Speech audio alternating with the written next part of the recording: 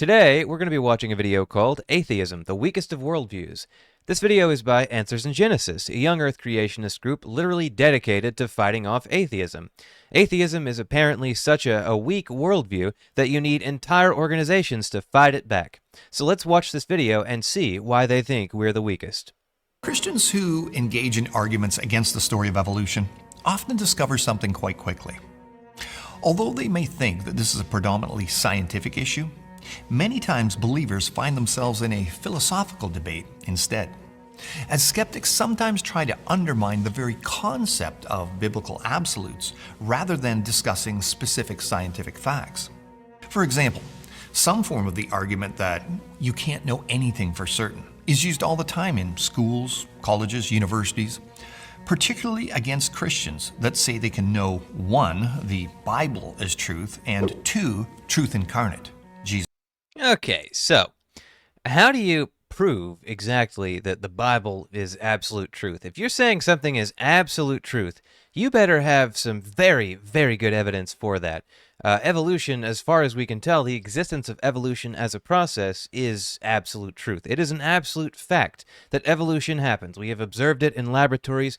We've observed speciation events, which they deny happen. So when it comes to absolutes, how exactly do you determine an absolute based on a belief? You believe in God, that's cool. You believe in Jesus, Christianity, that's great.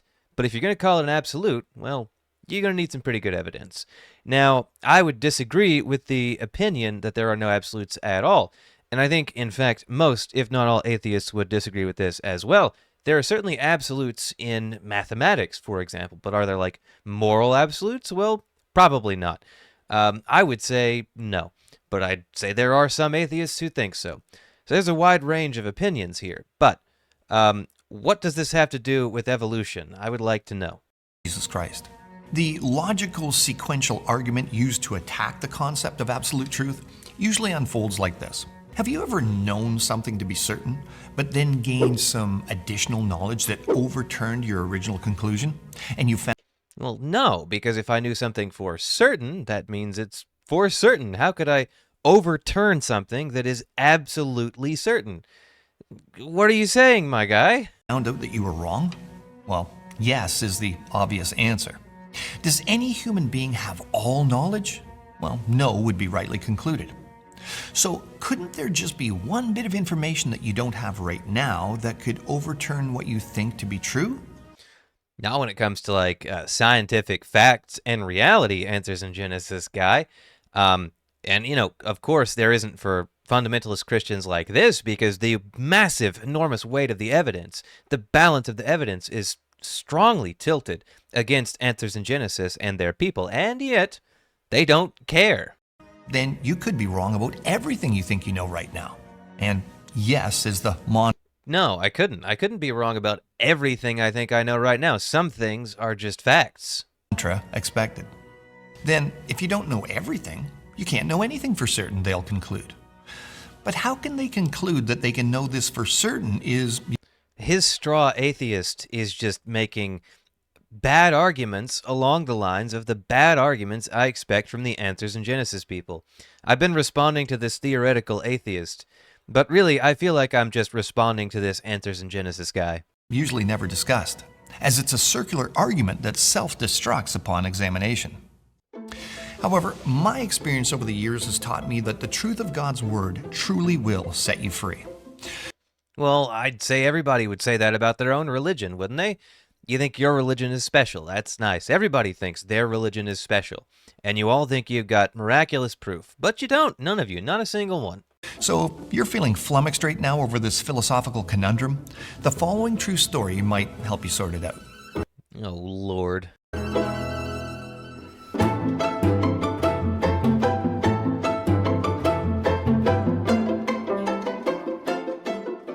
You know, on a side note, I would think the weakest of worldviews would be the one where donkeys talk. I think that would be the weakest of worldviews. But what do I know? I'm just an atheist.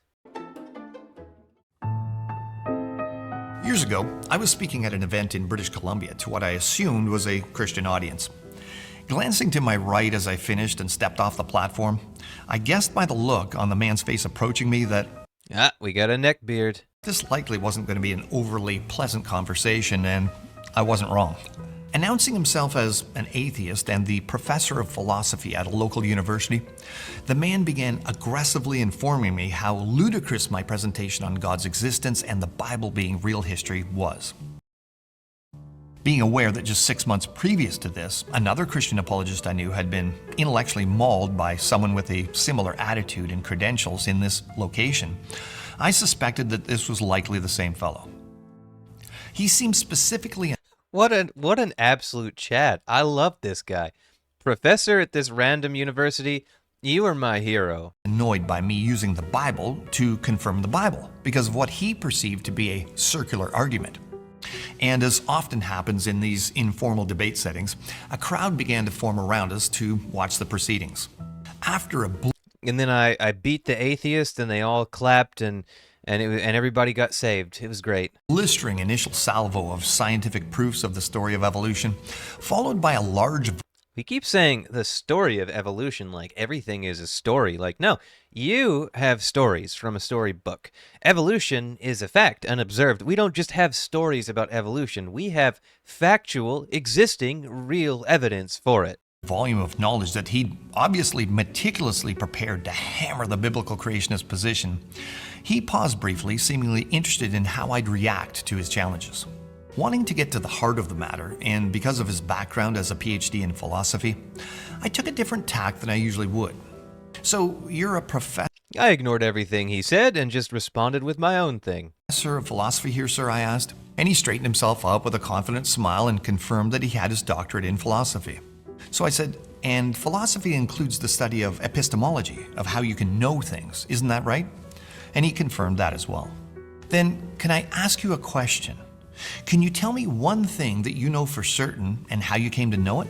He looked Okay, before he gets to this silly example, which no doubt never happened in the real world, I must note, I don't know if this guy has an education at all. I have looked for this guy's credentials. I have looked to see what he is qualified in. I can't find any indication that he has a degree in anything. Now, I would say he probably does. Let's be honest, he probably does.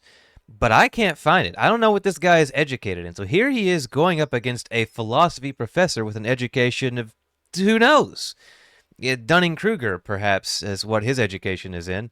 looked at me seemingly annoyed and asked what I meant. So I repeated to him that I'd just like him to tell me one fact or bit of knowledge that he knew for certain and how he came to know it. 2 plus 2 equals 4. Here's how I know that. You got two things. You add two things to those two things. Those things together, that's a number called 4. There we go. Really simple. That's all it takes. You know what 2 is? You know what happens when you add 2 together with another 2? You know that it produces a new number, and that new number is 4. That's simple. It's not complicated. You just have to know these things. Now he's going to say, well, how do you know what 2 is? How do you know what 4 is? How do you know what plus does? Because I was taught. How do you know that these things are real? Because they work. Pretty simple stuff, my guy. Now, of course, this may sound like a Sam Harris sort of dismissal where Sam Harris will be like, ah, yes, I have solved this ancient philosophical paradox. It's so easy. It's so easy. But yeah, I mean, like, you don't need to overthink this shit, okay? He said, well, I know I'm standing here, so I asked him how he knew it. Putting his finger on my chest, he said, well, because I can see you and touch you and I can feel the floor. So what you're telling me is that you're... I like how this guy here is just like, he's framing this atheist professor as just like a total dick. Like, he's just like, yeah, I know I'm here because I'm touching you, buddy. Like, man, wow. Could you be a little bit more generous? I feel like there's definitely some bearing of false witness going on here. Your 5 senses are informing you that you're here, correct? To which he said, well, of course. But how do you know that your senses are actually working correctly? How do you know that you're just not some brain in a jar somewhere being fed impulses that make you think you're really here? Okay, so first of all, that is a really creepy illustration of a brain hooked up to things, and that makes me very uncomfortable. Why would you do this to me? Why would you show this to me? You didn't have to do that to illustrate the point you were trying to illustrate. However, I must say, you can speculate on things like this all day. It may be the case that I am a brain in a jar somewhere. It may be the case that I am a Boltzmann brain and none of this actually exists. but it feels real enough, which is, I think, the important thing. Now, does that mean every feeling I ever have is going to be true or accurate? No. I mean, you can have feelings that are totally inaccurate. You can have gut feelings that are wrong. I think when it comes to like touching things, interacting with your environment, the safe assumption is it's all real, even if it isn't real. Now, when it comes to stuff like feelings, it's a different story because, I've done psychedelics before. Let's say I am on a good, strong, intergalactic dose of sea god levels of mushrooms, okay? Let's assume that's the case. In this state, should I assume that everything I am experiencing is real? Now, it is real to me in the sense that I am experiencing it. But these things are not actually happening outside of me, no matter how real they feel. So, in most cases, when it comes to the mushroom experience, I should probably assume that these things are, in fact, not real. Basically, what I'm saying is it's conditional. For the most part, it is a safe assumption that I am currently here right now, even if I am not, because I feel like I am. I seem to be. That's the safe assumption. When it comes to feelings, like, I guess, let's say you go to a revival meeting and you feel like Jesus is talking to you and Jesus is telling you you need to, I don't know, blow up a Wendy's parking lot for some reason. That is not a thing you should be listening to. That is not the safe assumption. How do you know that you're not in a matrix and this is all just an illusion? You can't tell me that your senses are confirming your senses because that would be a circular argument, correct? And you don't believe in circular arguments, right, sir? No, I think that's wrong. I think this guy is performing some serious sleights of hand here. To exist in a world of senses is not to say that my senses are telling me what is real, therefore it is real. No, it's that my senses are the best way I have to determine what is real in this world. I think there is a difference between these things. You can't really say for sure what the essence of anything is with your senses. I mean, have you ever seen Oppenheimer? I love Oppenheimer. Now, here I have in my hand an iPhone in a case. Really cool Electric Wizard come My Fanatics background here of Anton LaVey stylized. Now, I would ask, it is in my hand, I can feel it, but really, am I even actually touching it in the real world? As I perceive it, I am touching it, but isn't there some sort of like barrier, electromagnetic sort of barrier between my hand and this phone? Is what I'm seeing here the real true essence of what this phone is? No, it's not. This is how my brain interprets the data that it is given. This is what it looks like and feels like to me, but these feelings are just feelings. Still, the safe assumption is that because I can feel it, because I can see it, interact with it, because if I press a certain button, it's going to call 911, and there will be an officer at my house very shortly, the safe assumption is that it is real. Now, I don't see how that's a circular argument, really. It's not that, like, my senses are telling me that everything is real, therefore everything is real. It's that the way I interact with the world sort of, like, proves itself. I mean, it may not exist. I may not be here. He's right about that. Completely correct. But I don't think like this is a circular argument. You can interact with the world and it's going to have real consequences. It doesn't matter what you think of your sensations. Let's say like, if you are playing with a knife and get stabbed, that's a real consequence of an interaction you are having in the world. That's not just something your senses are confirming. This is cause and effect as seen in the real universe. Our senses are fundamentally unreliable in a lot of ways. I will be the first to admit, which is why we have to go on outside evidence. We can't just use our senses to determine everything. Our senses, the safe bet is this is a phone I've got in my hand. That's a safe bet from a perspective of senses because we can interact with it. We can determine things through it. Yeah, it may all be an illusion. It may all be a hallucination.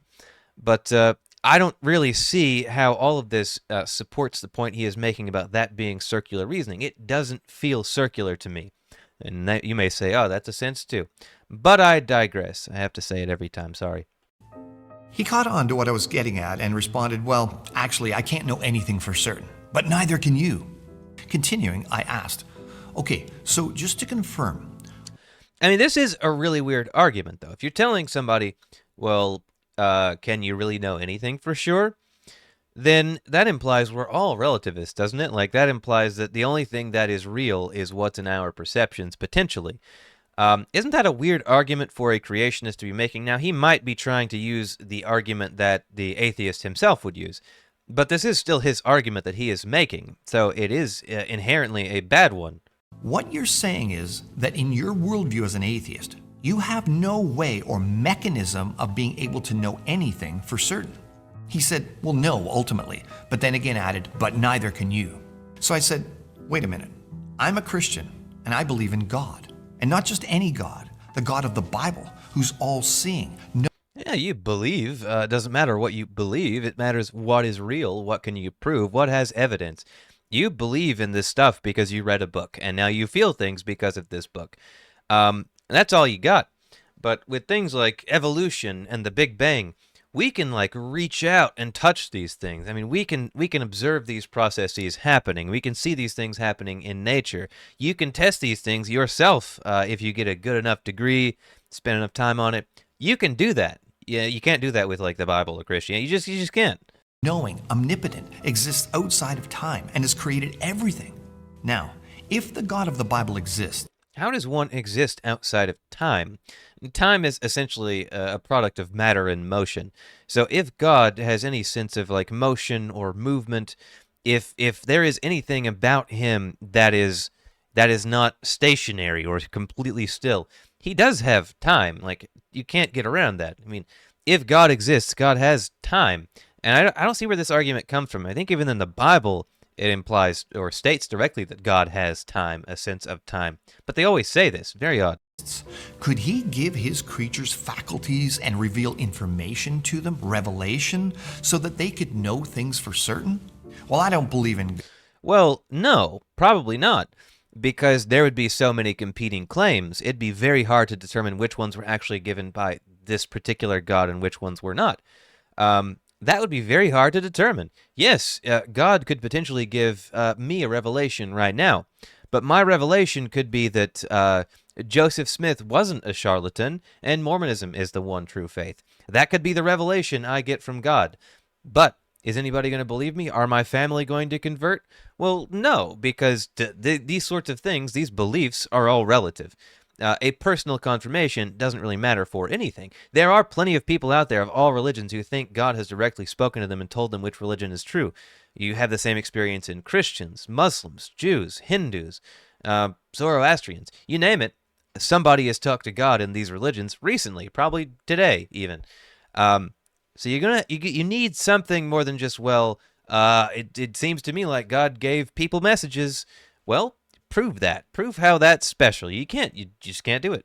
God, he said, waving his hand, trying to dismiss the argument. So I said, I know that that's what you profess, but that's not what I'm asking. I'm asking, if the God of the Bible exists, could he do that? Could he give his creatures abilities so that they could know things for certain? Well, if he did that, he seems to have done it in a very bad way, because there's this video I like to show people called Spiritual Witnesses. It's on YouTube. It's about 13 minutes long, Spiritual Witnesses. It's got people giving testimonies of converting from one religion to another, all kinds of religions, even some cults in there. And it's always the same basic story of, like, them knowing it's true because they prayed and God told them it's true, but it's always a different God. This is a big problem. This is a big problem. You've got a world of 8 billion people who all believe very different things about the universe we live in, and each one of them utterly convinced of that. That's a big problem for Christians and Christianity, and really any religion that suggests it is absolute truth and the others are wrong. Of course he could, because he's God, he said, rolling his eyes. Okay, so let's get this straight. What you're saying is that if your atheistic worldview is true, you can't know anything for certain. But if my worldview is true as a Christian, I can know things for certain? Well, absolutely, but I don't believe in your God, he said. Again, this seems like another sleight of hand. It doesn't matter, which worldview a person has. Like, you can think that that absolute truth is a thing that you can have. You can think that. But how can you know that? How can you prove that? It doesn't matter what you think, random Anthers and Genesis guy. It just doesn't. This is oh my god, this guy is the expert of like sleight of hand stuff. Like he does this over and over. You can't know. If I can't know anything for certain, neither can you. If you can know things for certain, that means I can know things for certain. So no matter how we look at it, either I am correct and we can't know anything for certain, in which case you are wrong, or we can know some things for certain, in which case you're still pretty much wrong. Now, the reason I would say that is because let's assume that he is correct that we can know things for certain. Can he know for certain that the God of the Bible is real? No, I would say I can be more certain that he is not. Why, you ask? Well, I mean, if we take the Bible in any way as a literal thing, it is blatantly and apparently wrong, which is why they have all these apologetics organizations like Answers in Genesis. So even if absolute truth is a thing that exists, you could say I'm closer to it than he is. He just thinks he's closer to it. You know, the problem here is one of these views has to be true, essentially, that either, I know this is very ironic, but it has to be basically true that either we can't really know anything or we can know things. Now, I would say it's a bit of both. I would say to like some existential level, we can't really know anything for sure, but we have to live as though we can. So I think we can make statements of absolute when it concerns the outside world, which is outside of our senses in most real ways. Now, this is all very confusing, and it's this stupid philosophical stuff that we always get into. I do not think these are great areas to argue in. And the reason I don't think these are great arguments to get into is just that, like, it doesn't clear up anything. It only makes everything more fuzzy, more muddy. If you're trying to get to what we would call truth, if you're trying to get there, you don't get there by muddying the waters. Basically, this guy took his opponent's very straightforward forms of argumentation and decided to just throw up a smokescreen. That's not how you reach truth. That's how you just, do a magician escape trick, basically. So I looked at him and said, absolutely? You know that absolutely? I thought you just told me if your worldview was true that you couldn't know anything for sure. So how do you know that with certainty? He looked at me and opened his mouth and reconsidered, paused again, turned, and then blustered out something about how science strongly supported evolution even if he couldn't know it for certain. After I asked him how he... No, I think we can essentially know some things for certain, like evolution is real. This is not something my senses tell me, okay? I'm not relying on my senses to tell me evolution is true. There are plenty of people working on evolution and biology, and they have mountains of evidence for it. This is something that exists outside of me and independently of me. This goes well beyond my senses, and oh my god, this is making my migraine so much worse. Why did I pick this video? Why do I do this to myself? He knew that for certain, he muttered something about utter skepticism and walked away, leaving the circle of onlookers baffled by the brief exchange. I learned afterwards that this man apparently prided himself. Well, yeah, I mean, it is a very befuddling exchange. This guy is trying to come to you to engage in good faith in a conversation about your faith and about why it is wrong. And instead of responding in a way that actually defends your faith, you respond in a way that just makes everything a lot less clear. You just sort of, hid yourself behind a veil. That is not how you have a proper conversation. I would say, insofar as anyone in that situation was baffled, they were probably pretty baffled at you, unless they were already on your side. Himself on challenging Christians whenever possible. So they were quite surprised when he exited the arena so quickly. You see, logically, to be able to have an argument or discussion concerning the truth of any topic, certain conditions must be assumed by all parties prior to even beginning the process. One must assume that we exist, that logic is real, and that knowledge is attainable. But as the atheist professor confirmed, if someone doesn't start with the idea of God's existence, nothing can be assumed with certainty, which means... What? Did I hear that correct? Oh god, I'm gonna have to go back. Let me go back. I don't know if I heard that correctly. What? Knowledge is attainable. But as the atheist professor confirmed, if someone doesn't start with the idea of God's existence, nothing can be assumed with certainty, which means knowledge is actually not possible. No, it doesn't matter what assumptions you're starting with, because your assumption could be wrong. Like, What? Oh my god. Again, bad video to take on with a migraine. Ah. Possible. One cannot know anything for certain. No wonder our discussion was short. Why would someone have a conversation about what's correct or incorrect with someone that doesn't know anything? That person will always be learning and never able to arrive at a knowledge of truth, as 2 Timothy 3 says. Ah, God, Jesus, I swear, dude. These Anthers and Genesis videos, the more I watch of these, the more like depressing they get. I mean, I have conversations with Christians all the time. I am not just a YouTuber who makes fun of them for a living now. That is not all I do. I know plenty of. My wife is a Catholic. Granted, she's kind of like an agnostic Catholic, but I think like once a Catholic, always a Catholic in some senses. But I know so many Christians, right? And we have good discussions on religion. My dad, he's a super fundamentalist. We have great discussions on religion. You know how we do this? It's because we are both, when we dialogue, we are honestly seeking truth. We are not seeking to invalidate the other person's way of thinking about the world or the universe or themselves. We are trying to reach something beyond ourselves. We're trying to get past our own biases. Guys like this, the guy who's you can't see anymore, he doesn't want to do that. He is not honestly engaging with the subject matter at hand. And it's really impressive in like a bad way. This video does not show you the weakness of atheism. It shows you the weakness of Christians that have to throw up smoke screens to avoid honestly engaging with other people.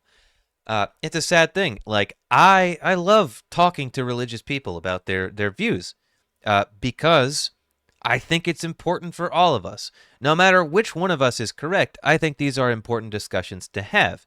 And if you start off just like trying to invalidate somebody's entire view, like, well, if you think about the world like this, then you can't be correct. That's just stupid. Like that's just wrong. It doesn't make any sense. Like whenever I talk to Christians, I don't think, well, because I think they're wrong about the existence of God, that means nothing they believe can be true. But that's exactly what this guy here does. And I don't think it's fair at all. It should be self-evidently unfair. Now, the questions that he poses with regards to how can you know what is true and all that stuff, I mean, these questions have been debated for thousands of years, and not just among like atheist philosophers. Even Christian philosophers struggle over these same questions to the point where there's denominations who believe any number of things about whether we even have free will, for example. So, he acts like these are just problems that atheists have, but it hasn't been atheists arguing about these problems for a majority of philosophical history. It's been Christians and Muslims and Jews and Roman polytheists. Everybody's been arguing about these sorts of things. But he makes it an atheist problem. It's very curious, isn't it? Again, just a smokescreen. That's all it is. That's all it is. It's not an honest attempt to seek truth. It's just sophistry, isn't it? So anyway, thanks for watching. Thanks for being here. I hope you have a good one.